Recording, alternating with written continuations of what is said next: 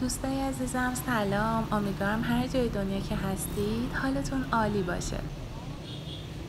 اگر دوست دارید توی راسته خیابان طولانی ولیعصر توی محله‌های جنوبی و مرکزی تهران با هم یه قدمی بزنیم، این ویدیو برای شماست و بهتون خوش آمد میگم. دوستان، چهارراهی که ازش عبور کردیم چهارراه معزالسلطان یا مدرس هست و داریم کم کم به سمت شمال خیابان ولیعصر میریم و در نهایت به میدون منیریه میرسیم. احتمالاً میدونید که منیریه بورس انواع لوازم و کیف و کفش و لباس ورزشیه و از نظر تنوع فروشگاه‌های اینجا واقعاً عالیه. اگر میبینید اینجا یه خورده خلوته، دلیلش اینه که الان حدوداً ساعت 12 ظهره، وگرنه سمت عصر که هوا خنک‌تره اینجا رفت و آمد بیشتری هست.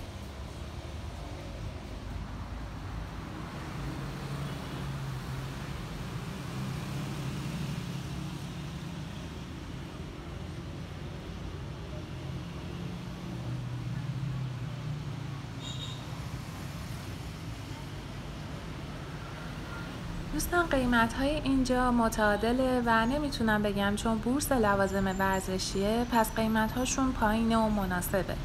واقعاً به نظرم هر قیمتی رو ممکنه اینجا ببینید، ولی خب از لحاظ اینکه هر چیز اسپورت و ورزشی که بخواید اینجا هست حتما ارزششو داره که به اینجا سر بزنید.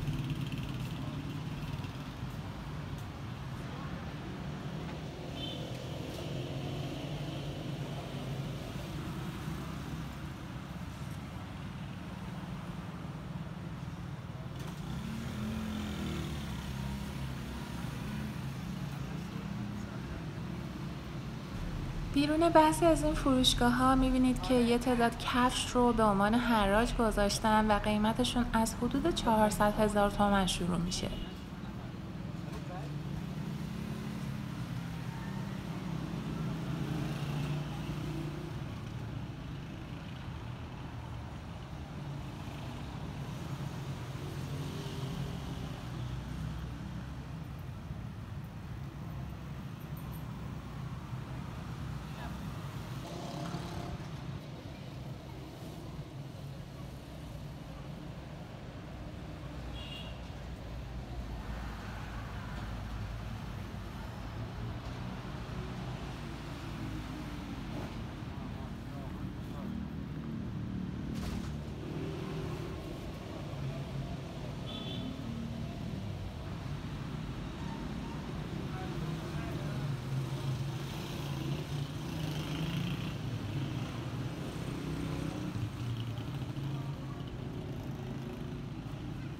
دوستان، رسیدیم به میدون منیریه و اگر از سمت راست برید میرسید به بازار بزرگ تهران و در واقع اینجا فاصله خیلی کمی با بازار داره و اگر بیاید اینجا علاوه بر دیدن منیریه خوبیش اینه که میتونید یه سری به بازار بزرگ هم بزنید. دوستان، این منطقه از نظر دسترسی واقعا عالیه و میتونید ایستگاه مترو منیریه پیاده شید و خیلی راحت به این منطقه و فروشگاه‌های اینجا دسترسی پیدا کنید.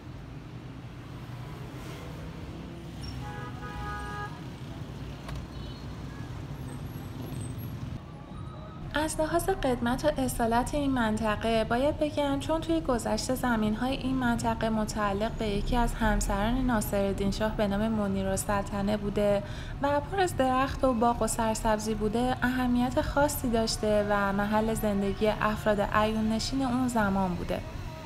خیلی از خونه‌های این محله هم سبک ویلایی و بزرگ و آجری دارن و هنوزم اصالت خودشون رو حفظ کردن.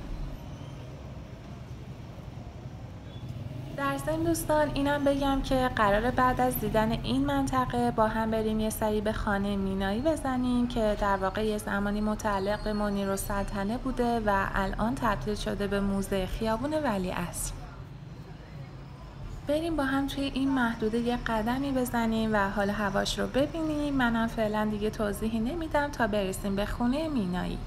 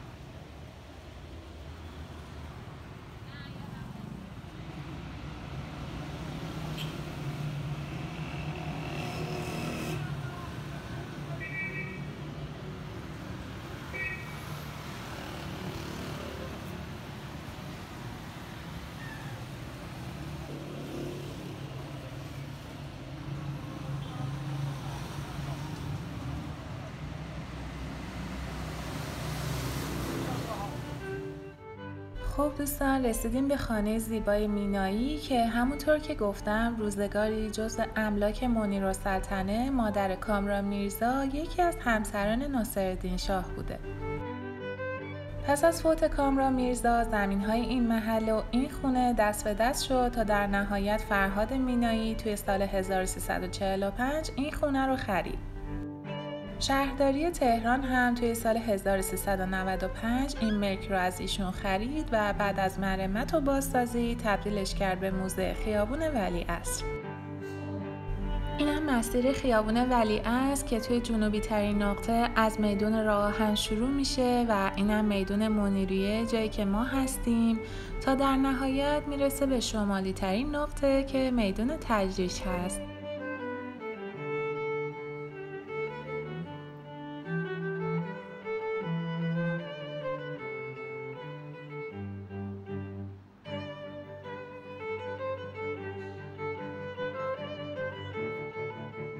این تلفن هایی که اینجا هستن رو اگر بردارید و شماره 1 رو بگیرید، تاریخچه یکی از مناطق مهم این خیابون رو براتون میگن.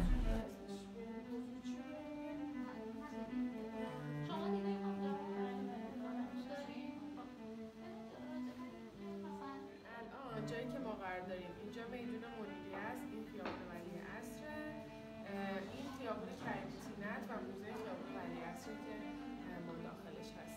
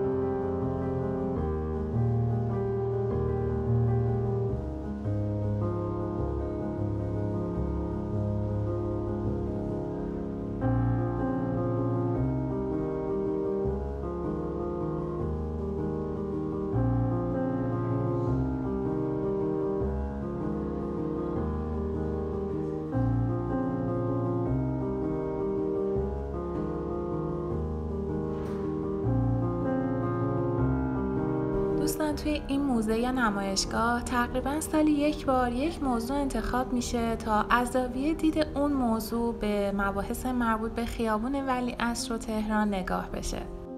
موضوع امسال این موزه هم سقاخونه هست که در موردش کلی عکس و مطلب روی دیوار و پرده ها دیده میشه. دوستان، خیلی جالبه که اینجا میتونید با این مهرها روی این کاغذ برای خودتون یه طرح پیاده کنید و میتونید بذاریدش داخل موزه بمونه یا با خودتون ببریدش.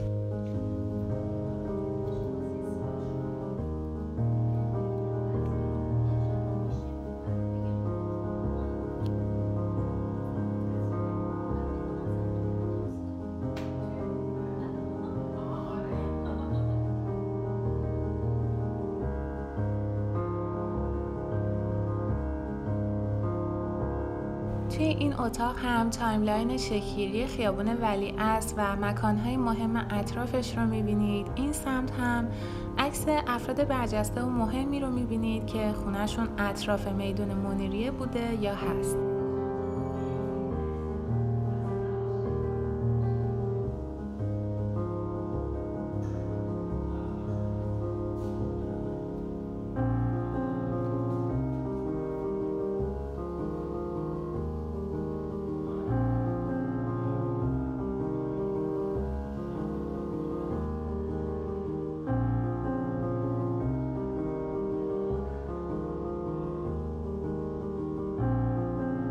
دوستای عزیزم، خیلی ممنونم که تا انتهای این ویدیو هم همراه هم بودید و با پیام‌های قشنگتون و لایک هاتون ازم حمایت میکنید و به هم انرژی میدین.